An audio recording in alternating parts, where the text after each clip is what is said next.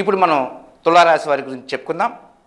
ఈ తులారాశిలో చిత్త 3, 4 పాదాలు, స్వాతి 4 పాదాలు, విశాఖ 1, 2, 3 పాదాలు ఉంటాయి. సహజంగా ఈ రాశి వారు ఎక్కువగా లగ్జరీ లైఫ్ లీడ్ చేయాలనుకుంటారు. దానికోసం ఎక్కువగా ఆరాటపడుతుంటారు.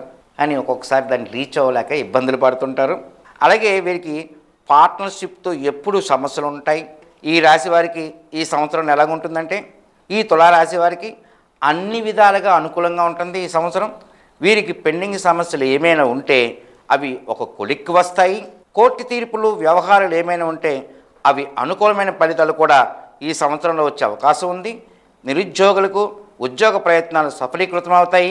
అలాగే వ్యాపారస్తులకు వ్యాపారాభివృద్ధి, ధనలాభం కూడా ఉంటుంది. ఈ సంవత్సరం ఆకస్మిక ధనలాభం కలిగే అవకాశాలు కూడా మెండుగా ఉన్నాయి. అలాగే ఉద్యోగస్తులు ప్రమోషన్స్కు వచ్చే అవకాశం ఉంది. పోటీ రంగాల్లో విజయం సాధించే అవకాశాలు ఉన్నాయి. కుటుంబ జీవిత వాతావరణం చాలా బాగుంటుంది.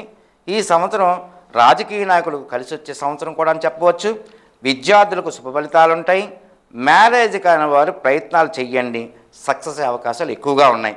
మీరు నిత్యం కనకదార స్తోత్రాన్ని పఠించండి, మంచి శుభ ఫలితాలు పొందుతారు.